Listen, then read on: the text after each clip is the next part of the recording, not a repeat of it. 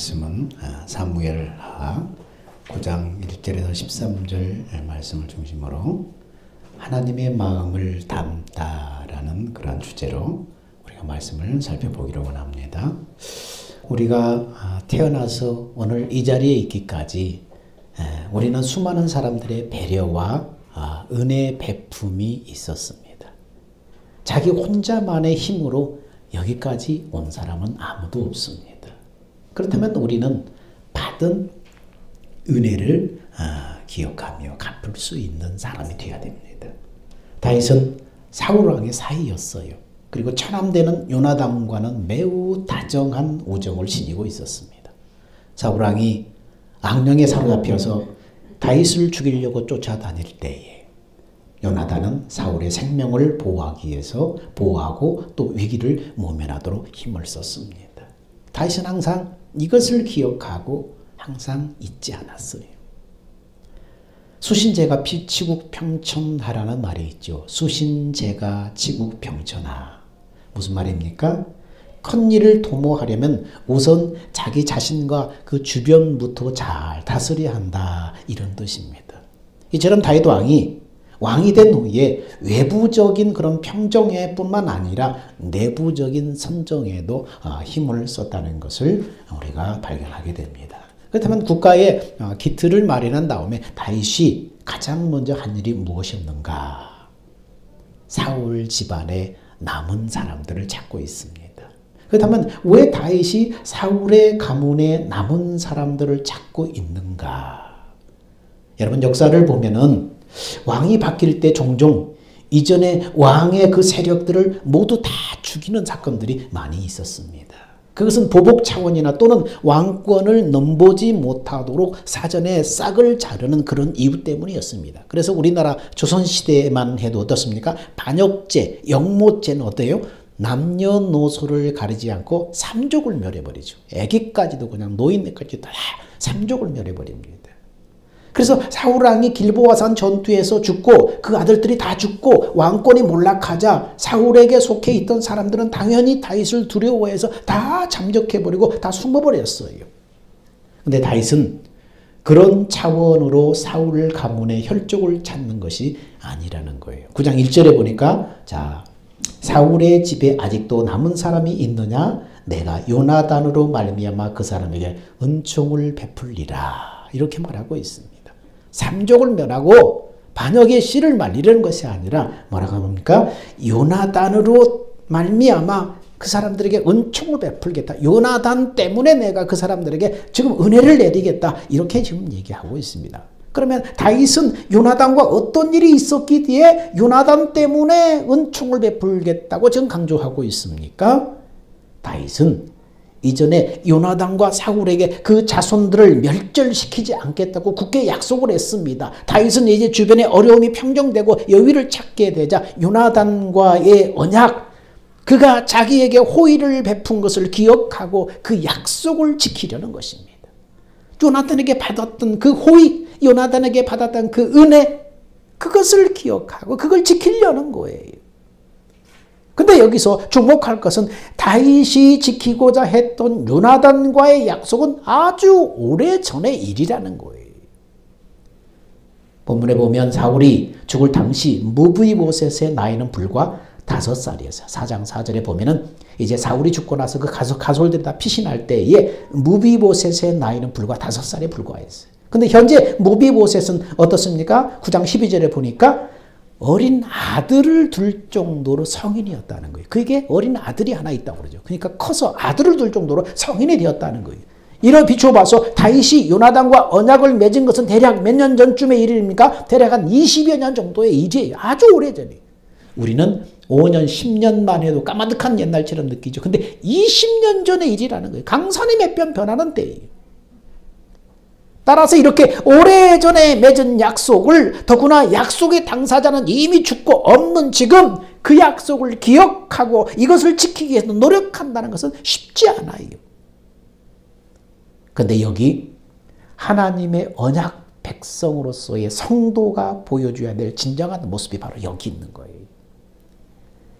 왜냐하면 바로 우리가 믿는 하나님은 어떤 하나님이에요? 언약에 신실하신 하나님이에요. 약속에 신실하신 하나님이에요. 그 언약 백성에 속한 성도들은 어떻게 해요? 하나님을 따라서 언약, 약속에 신실해야 된다는 거예요. 하나님은 아무리 세월이 많이 흘러도 그 언약을 반드시 기억하고 지키시는 분이에요. 출애굽기 6장 5절에 보니까 하나님이 뭐라고 말씀하셔요? 이제 애굽 사람이 종으로 삼은 이스라엘 자손의 신음소리를 내가 듣고 나의 언약을 기억하노라. 430년이 흘렀어요. 근데 하나님께서 내가 그 언약을 기억하노라. 그러면서 이스라엘 백성에게 하나님의 긍휼을 또 출애굽을 시키는 그 역사를 일으키잖아요. 또한 하나님은 언약의 당사자가 죽어도 사라지지 않고 그 후손에까지 은혜를 미치는 것을 볼 수 있습니다. 이사야 59장 21절에 그렇게 말합니다. 여호와께서 이르시되 내가 그들과 세운 나의 언약이 이러하니 곧 네 위에 있는 나의 영과 네 입에 둔 나의 말이 이제부터 영원토록 네 입에서와 네 후손의 입에서와 네 후손의 후손의 입에서 떠나지 아니하리라. 여러분, 언약의 당사자가 죽어도 사라지지 않는 그 후손에게까지 영향을 미치는 하나님의 언약의 하나님은 그 언약에 신실하신 분이에요. 그 하나님을 믿는 그 언약 백성들도 하나님을 닮아서 언약에 신실해야 하는 거예요. 그러므로 한번 언약을 맺으면 반드시 그걸 기억하고 그 후손에게까지 은혜를 베푸는 하나님의 언약 백성으로서 우리의 삶 역시 자신이 맺은 언약과 약속에 대해서 끝까지 실의를 지키는 삶을 살아야 한다는 것입니다. 그래서 세상 사람들에게 본이 돼야 돼요.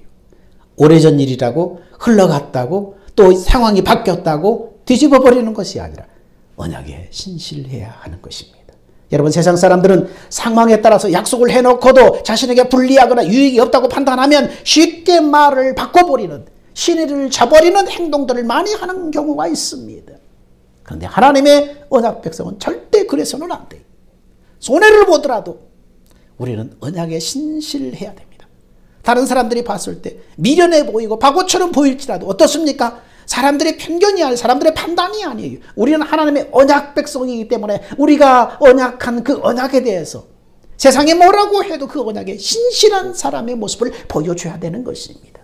성도된 우리는 신실하신 하나님의 언약 백성답게 한 번 맺은 약속은 끝까지 신의를 지킴으로 진정한 믿음과 신의가 무엇인 줄을 이 세상에 분명히 증거하는 삶을 살아야 하는 것입니다.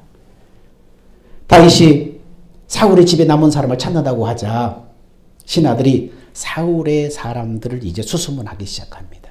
그러다가 사울의 집안에 속해 있는 시바라는 종을 발견해서 왕 앞에 불림받습니다. 성경학자들은 사울이 죽자 사울에 속해 있던 사람들은 당연히 다윗을 두려워해서 다 잠적해버렸을 것이라고 합니다. 다윗의 신하들을 통해서 사울의 사람들을 다 수소문해서 시바의 소재를 확인한 다음에 그를 소환한 것으로 보인다. 이렇게 얘기하고 있습니다. 왕이 그에게 무비보셋이 이제 살아있다는 정보를 듣고 왕이 그에게 묻습니다. 무비보셋이 지금 어디 있느냐? 그렇게 묻자 시바가 뭐라고 대답합니까? 9장 4절에 뭐라고 합니까? 시바가 왕께 아뢰되 로드발 암미엘의 아들 미가 마길의 집에 있나이다.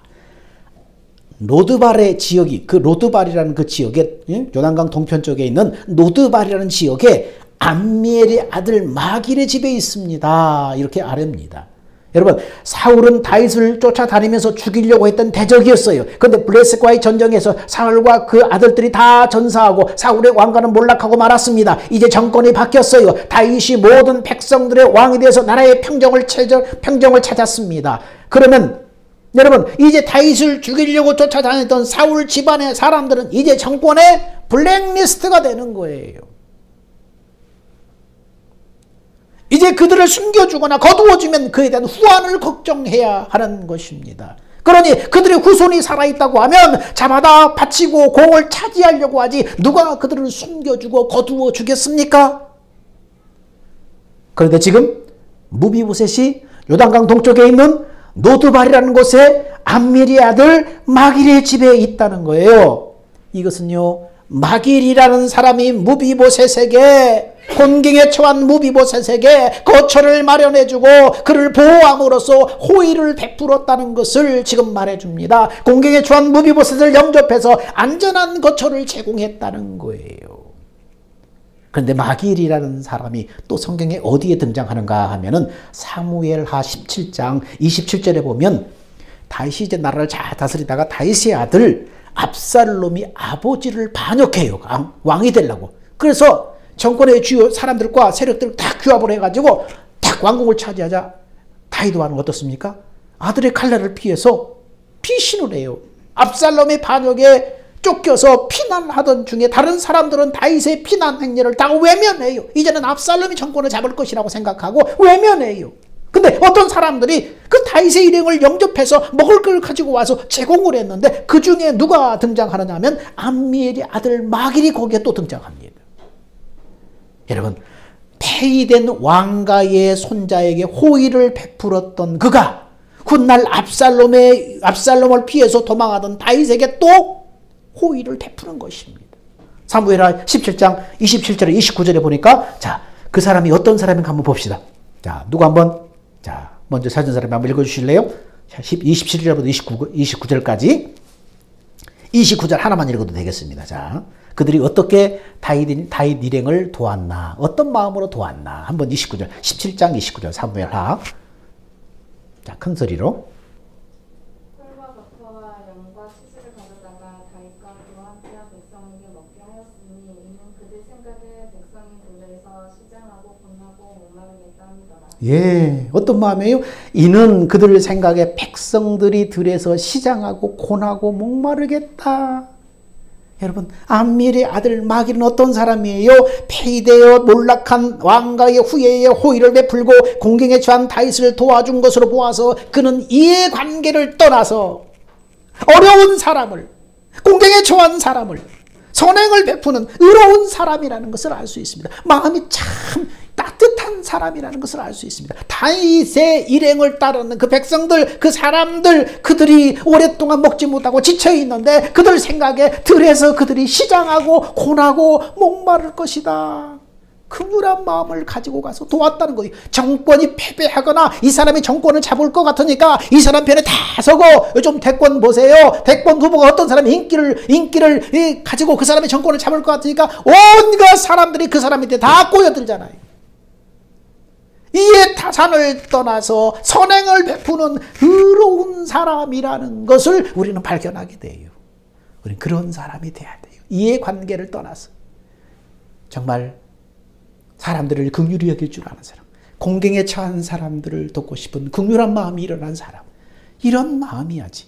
다 계산 따져가지고 저 사람 밑에 줄 서면 이것을 태우면 어떤 대가가 돌아올 것이다, 이 타산을 따지는 것이 아니라 공경에 처한 사람, 어려움에 처한 사람을 그 마음 느끼는 그 마음 그대로 긍휼히 여기고 와서 도와줄 줄 아는 사람이 바로 하나님이 찾으시는 그런 사람인 것입니다. 그런데 여기 또 한 사람, 사울의 시종 시바라는 사람이 등장합니다. 사무엘하 9장 9절에서 13절에 보니까 다윗은 무비보셋에게 이제 무비보셋을 이제 사울 앞에 다 불려와서 사울의 모든 가졌던 소유지 땅을 다 돌려줍니다. 사울의 손자인 무비보셋에게 요나단에게 받은 그 은혜를 기억하고 사울의 모든 소유지를 넘겨줍니다. 그리고 무비보셋은 다윗의 아들처럼 왕족처럼 그렇게 대우하면서 왕의 식탁에서 식사하면서 이제는 예루살렘에서 살도록 그렇게 배려를 합니다.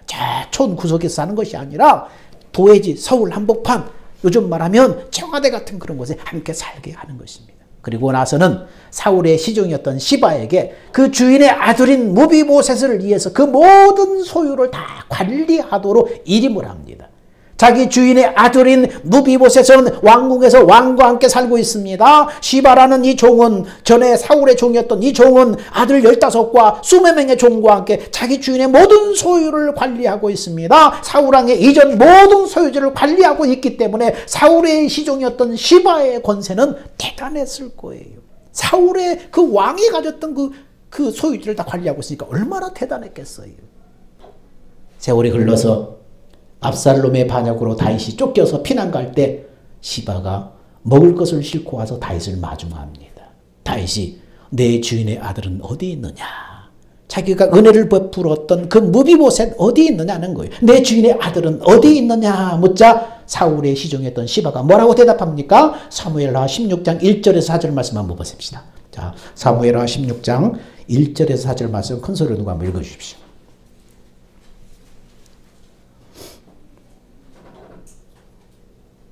16장 1절에서 4절. 사무엘하 16장 1절에서 4절 말씀. 빨리 찾으세요. 성경 찾기 대회를 해야 되겠네. 왜 이렇게 못 찾아? 자, 큰 소리로. 다윗이 마르타움을 조금 지나니 무비보셋의 종 시바가 안장 지은 두 나귀에 떡 200개와 건포도 100송이와 여름과의 100개와 포도주 한 가죽 부대를 싣고 다윗을 맞는지라. 왕이 시바에게 이르되 내가 무슨 뜻으로 이곳에 가져왔느냐 하니 시바가 이르되 나귀는 왕의 가족들이 타게 하고 떡과 과일은 청년들이 먹게 하고 포도주는 들에서 피곤한 자들에게 마시게 하려 함이니이다. 왕이 이르되 내 주인의 아들이 어디 있느냐 하니 시바가 왕께 아뢰되 예루살렘에 있는데 그가 말하기를 이스라엘 족속이 오늘 내 아버지의 나라를 내게 돌리리라 하나이다 하는지라. 왕이 시바에게 이르되 무비보셋에게 있는 것이 다 내 것이니라 하니라. 시바가 이르되 내가 절하나이다 내 주 왕이여.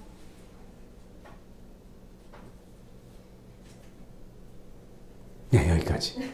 네. 내가 왕 앞에서 은혜를 입게 하옵소서하니라. 지금 무비보셋의 소유를 다 관리하고 그동안의 권세를 누리고 부요를 누렸던 이 시바라는 종이 이제 다윗 왕이 쫓겨서 피난 행렬 가는데 다 마차에다 먹을 걸 싣고 와서 다윗 왕 앞에 다 이제 공개합니다. 그러자 다윗 왕이 그럼 내 주인 어디 있냐? 무비보셋 어디 있냐 물으니까 뭐라고 그래요? 무비보셋이 그렇게 말했다는 거예요. 이제야 내 아버지의 나라가 이제 회복될 때다. 제 아버지가 뭐예요? 이제 왕의 그 요나단이었잖아요. 요나단의 아들이었는데 그러니까 사울 왕이 죽고 그 다음에 그 왕권이 누구한테 가요? 요나단으로 가는데 이제서 다윗이 쫓겨서 도망가니까 이제서 내 아버지의 왕권 되찾았다. 그 할아버지의 나라, 그 사울의 나라, 그걸 되찾을 때가 됐다. 이렇게 좋아했다는 거예요. 거짓말로 무비보셋을 모함해서 궁지를 빠뜨리고 무비보셋에 있던 모든 소유를 다 차지해버립니다. 시바는 자신의 이익을 위해서 신의를 저버리는 거예요. 부정을 자행하는 기회주의적인 그런 인물로 나타나고 있습니다. 시바는 자신의 이익을 위해서 신의를 헌신자를 저버리고 은혜를 저버리고 부정을 자행하는 기회주의적인 인물로서 하나님의 뜻에 끊임없이 대항했던 인본주의자 사울과 유사한 성품을 지닌 사람이었기 때문에 성경은 계속해서 그를 뭐라고 말합니까? 사울 집안에 속한 종, 사울에게 속했던 종 이렇게 계속 언급을 하고 있습니다. 여러분 이해와 시류를 따라서 주인을 바꿔버리고 신의를 쳐버리고 처신을 달리하던 사울의 종 시바와 암미엘의 아들 마길은 얼마나 대조적이에요. 두 사람이 얼마나 대조적이에요. 오늘 여러분 누구입니까? 암미엘의 아들 마길처럼 이해타산과 시류를 떠나서 나의 도움이 필요한 이웃을 섬기며 영접하는 주님의 마음을 닮은 사람들이 다 되시기를 축원합니다. 시바와 같은 사람이 아니라 신의를 저버리고 은혜를 저버리고 모함에서 그것을 다 주인의 것을 뺏는 이런 사람이 아니라 마길과 같은 사람, 그런 사람이 여러분이 되었으면 좋겠습니다. 사울의 집안에 몰락하고 정권이 바뀌자 그 밑에 군대 지휘관이었던 자들이 사울왕의 남은 아들이었던 이스보셋이라는 그런 장군을 배신해서 죽이고 그 머리를 갖다 다윗에게 바치는 일까지 일어나기까지 했습니다. 그래서 다윗이 그 소식을 듣고 이르되 악인이 의인을 죽였구나. 그러면서 그들의 목숨을 거둬버립니다. 다윗에게 가서 상 받을 줄 알았는데 다윗은 그렇게 보지 않았다는 거예요. 그 전쟁 당시 사울의 안가가 몰락했을 때 당시 일어났던 일입니다. 이렇습니다. 그런데 사울의 시종이었던 시바에 의해서 무비보셋의 거처가 알려지고 무비보셋이 다윗 앞에 지금 불려왔습니다. 앞으로 돌아가서 이제 아무리 세월이 흘렀어도 무비보셋은 얼마나 두려웠겠어요. 다윗이 얼마나 두려웠겠어요. 다윗을 죽이려고 했던 그 왕가의 자손이잖아요. 그러니 다윗은 두려워 떠난 무비보셋의 이름을 다정하게 부르면서 위로하면서 재산과 신분의 회복을 약속합니다. 여기서 다윗이 무비보셋의 이름을 다정하게 부른 것은 깊은 애정이 담긴 행위인 것입니다. 왜냐하면 당시 히브리인들 사이에 다른 사람의 이름을 다정하게 부르는 것은 상대방의 인격을 존중하고 그에게 자신의 사랑을 나타내며 친절과 격려를 표시하는 그런 행위였던 것입니다. 그리고 곧 이어서 다윗이 무비보셋을 향해서 무서워하지 말아라 이렇게 말합니다. 무서워하지 말아라. 지난날 다윗의 생명을 뺏으려고 했던 조부 사울 왕으로 인해서 앙심을 품고 처벌할 것으로 오해할 것을 염려했기 때문에 다윗이 진정한 그런 사랑으로 담긴 부정한 이 다정한 음성으로 무비보셋의 이름을 부르면서 뭐라고 합니까? 두려워하지 말아라. 너를 죽이려거나 보복하려는 것이 아니다. 두려워하지 말아라. 여러분, 다윗의 이러한 모습에서 우리는 어떤 모습을 볼 수 있는가? 당신의 백성을 향해서 다정한 음성으로 부르시는 하나님의 모습을 발견하게 됩니다. 하나님께서는 언제나 당신의 백성을 말씀하실 때에 먼저 뭡니까? 이름을 불러요. 모세가 시내산 떨기나무에서 불이 붙었는데 타지 않는 그 신기한 떨기나무를 보려고 가까이 다가가자 하나님이 뭐라고 말해요? 모세야, 모세야. 먼저 이름을 부르시고 모세야, 모세야. 그리고 항상 무서워하지 말라는 말씀으로 두려워하는 당신의 백성들을 안심시켜요, 하나님은. 그래서 두려워하지 말아라, 놀라지 말아라, 안심하라. 하나님 항상 그렇게 말씀하셔요. 하나님은 지금도 온유한 음성으로 우리를 향해서 친히 이름을 부르면서 초대하고 계시다는 거예요. 이사야 1장 18절에 하나님은 말씀합니다. 오라, 우리가 서로 변론하자. 오라, 우리가 서로 변론하자. 너희 죄가 주홍 같을지라도 눈과 같이 희어질 것이다. 오너라, 우리가 한번 얘기해보자. 하나님이 다정한 음성으로 부르시는 거예요. 마태복음 11장 28절에 주님은 말씀합니다. 수고하고 무거운 짐진 자들아, 다 내게로 오너라. 내가 너희를 쉬게 하리라. 히브리서 11장 6절에 말씀합니다. 하나님께 나아간 자는 반드시 그가 계신 것과 그가 자기를 찾는 자들에게 상 주시는 이심을 믿어야 할지니라. 하나님은 지금도 온유한 음성으로 당신을 택한 자들을 부르시는 거예요. 그 이름을 부르시면서 초대하고 계시는 거예요. 여러분, 주어진 하루의 삶을 살다 보면은 발에 흙을 묻히고 살듯이 우리의 삶 속에 때로는 죄와 허물로 더럽혀질 수 있어요. 그러므로 죄와 수고로 피곤하고 지친 우리는 지금도 다정하게 부르시는 주님의 음성을 듣고 즉시 그분 앞에 나가야 돼요. 다정히 오늘 또 우리를 부르시고 초대하는 그 주님 앞에 나가야 돼요. 그래서 주의 보혈로 우리의 허물과 죄로 더럽혀진 우리의 몸과 마음의 씻김을 받고 주의 성전에서 흘러나는 그 생명수로 우리의 지친 심령이 회복되어서 날마다 하나님의 성전으로 지어져 가야 하는 것입니다. 여러분, 무비보셋은 자신을 선대하겠다는 다윗의 말을 듣자 무비보셋이 8절에 뭐라고 말하는가 하면은 이 종이 무엇이간데 죽은 개 같은 나를 돌아보십니까? 이렇게 묻고 있습니다. 히브리인들 사이에서 개라는 이런 표현은 개는 부정한 동물로 히브리인들 사이에 취급이 됩니다. 그래서 심한 모욕을 느끼는 그런 단어입니다. 그래서 개를 사람에게 적용할 때는 이방인이나 비천하게 짝이 없는 사람을 가리킬 때 개라는 표현을 씁니다. 우리나라도 보통 그러죠. 뭐 개자 붙은 거는 별로 풍기는 이미지가 별로 좋지 않잖아요. 따라서 지금 무비보셋이 다윗 앞에 불려왔는데 뭐라고 말합니까? 자신을 죽은 개같이 표현한 것은 자신이 지극히 자신을 격하시키고 또한 다윗을 한없이 높이는 그런 표현입니다. 그렇다면 무비보셋은 왜 다윗 왕 앞에서 자신을 죽은 개 같은 저라고 표현을 했을까요? 이것은 다윗 앞에 서 있는 무비보셋이 자신이 지금 어떤 존재인가, 그리고 어떤 상황 가운데 지금 처해 있는가를 분명히 알았기 때문에 그렇게 표현한 거예요. 여러분, 지금 다윗의 신분이 뭐예요? 이스라엘 왕으로서 이스라엘 백성은 물론 이방인까지도 두려워 떠는 당시 최고의 절대 군주였어요. 거기에 비하면 무비보셋은 어떻습니까? 몰락한 왕가의 자손에 불과합니다. 더욱이 무비보셋은 다윗의 원수가 되는 사울의 직계 혈족입니다. 그래서 그는 지금 산골에서 죽은 듯이 숨어 지냈고 이제 다윗에게 발견되어서 부름을 받고 왔는데 두려워 떨 수밖에 없는 거예요. 그런데 다윗은 무비보셋을 향해서 어떤 질책이나 처벌을 내리지 않습니다. 오히려 사울의 전 재산을 회복시켜주고 왕족처럼 왕의 식탁에서 함께 먹는 특권까지 누렸습니다. 그러므로 자기 운명이 어떻게 될지 모르고 두려워 떨다가 이 엄청난 소리를 듣자 이 종이 무엇인데 죽은 개 같은 나를 돌아보십니까? 이렇게 말하고 있는 것입니다. 여러분, 이러한 이 말씀을 보면서 우리는 뭘 느낍니까? 아, 다윗이 무비보셋에게 은혜를 베풀었구나. 그렇게 생각하고 맙니까? 여기에 그쳐서는 안 돼요. 오늘 본문에 등장하는 그 무비보셋의 모습이 바로 오늘 우리의 모습이어야 한다는 것입니다. 영적인 측면에서 무비보셋이 바로 우리 자신인 것을 알아야 돼요.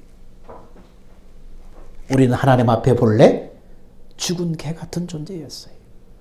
우리는 본래 하나님 앞에 설 수 없는 존재, 하나님 앞에서 죽어 마땅한 죄인이었어요. 죄로 인해서 사단에 속해서 하나님을 대적하던 하나님의 원수였어요. 그래서 우리는 늘 하나님의 심판을 생각하며 두려워 떠는 삶을 살 수밖에 없는 존재였어요. 근데 하나님은 어떻게 대우하셨어요? 우리를 처벌하거나 우리에게 심판을 행하지 않고 어떻게 하셨어요? 심판과 형벌로 대우하지 않고 하나님은 심판과 형벌 대신 오히려 죄를 알지도 못하는 당신의 독생자의 피로 우리의 모든 죄를 사하시고 죄로 말미암아 잃어버렸던 모든 것을 회복시켜 주시고 우리를 당신의 자녀로 삼아서 하나님의 상에서 먹고 마실 수 있는 특권까지 우리에게 주신 거예요. 오라, 내가 문 밖에 서서 드리노니 누구든지 내 음성을 듣고 문을 열면 내가 그에게로 들어가 그로 더불어 먹고 그와 그로 더불어 먹으리라. 하나님의 상에서 먹을 수 있는 특권. 그리고 우리가 이 땅의 삶을 끝난 다음에 하나님의 나라에서 하나님과 함께 먹을 수 있는 특권. 이건 얼마나 감격스럽고 놀라운 은혜예요. 그러므로 우리는 이 감격을 간직하고 하루하루를 살아야 됩니다. 무비보셋은 다윗이 자기에게 베푼 그 감격을 간직하고 살았습니다. 오늘 우리도 죽은 개와 같은 나, 죄인 되었던 나, 하나님 앞에 설 수 없었던 나, 하나님의 원수 되었던 나에게 나를 처벌하지 않고 징계하지 않고 나에게 무비보셋에게 내렸던 그 놀라웠던 그 은혜들을 다 회복시켜 주시고 하나님의 가족처럼 여겨주셔서 하나님과 함께 먹고 마실 수 있도록 놀라운 은총을 베풀어 주었기 때문에 우리도 이 감격을 마음에 간직하며 하루하루를 살아야 한다는 거예요. 하나님의 사랑을 깨달은 만큼 우리는 하나님을 사랑하게 되어 있어요.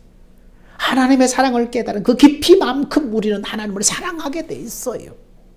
근데 하나님은 사랑하는 자들을 위해서 금생과 내세의 모든 것을 예비해 두셨다고 말씀합니다. 사랑하는 자들을 위해서 예비해 주셨다는 거예요.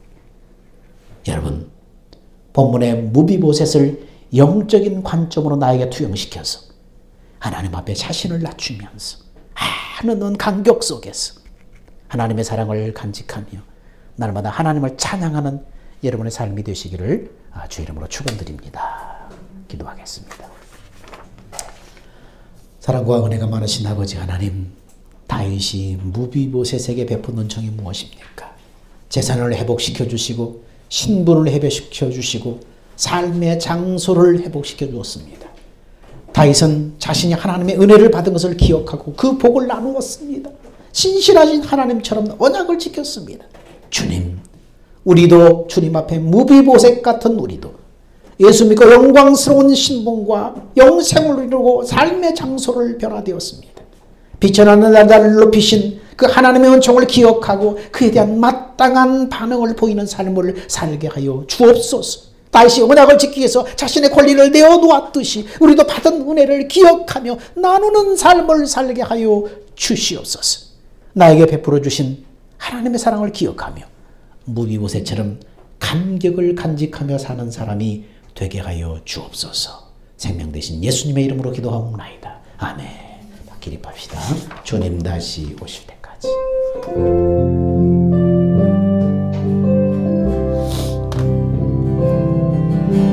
주님 다시 오실 때까지 나는 이 길을 가리라. 좁은 문, 좁은 길, 나의 십자가 지고 나의 가는 이 길 끝에서 나는 주님을 보리라. 영광의 내 주님 나를 맞아주시니 주님 다시 오실 때까지 나는 일어나 달려가리라. 주의 영광 온 땅 덮을 때 나는 일어나 노래하리. 내 사모하는 저에게 온 세상 구주시로 내 사모하는 저에게 영광의 왕이시라. 이제는 우리 주 예수 그리스도의 은혜와 하나님의 극진하신 사랑과 성령님의 내주 교제 교통 인도하심이 오늘 하나님을 닮은 다윗의 모습 속에서 우리가 하나님의 마음을 닮아서 무비보셋 같은 나를 하나님이 어떤 긍휼을 베푸셨는가, 은혜를 베푸셨는가, 그 은혜를 간직하며 살기를 원하는 사랑하는 성도들 머리와 그들의 실천 위에 이제부터 영원 무궁토록 함께 있을지어다. 아멘.